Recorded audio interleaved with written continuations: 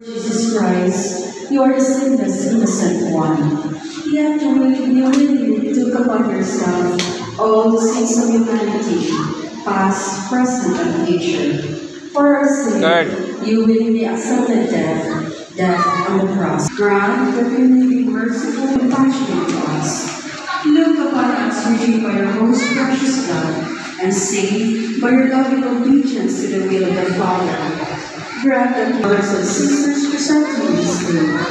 At the end of our journey here on earth, may we be numbered among the saints and blessed in heaven, that you be prayer. Father in heaven, may the faith you have given us in your Son, Jesus Christ, our brother. Your glory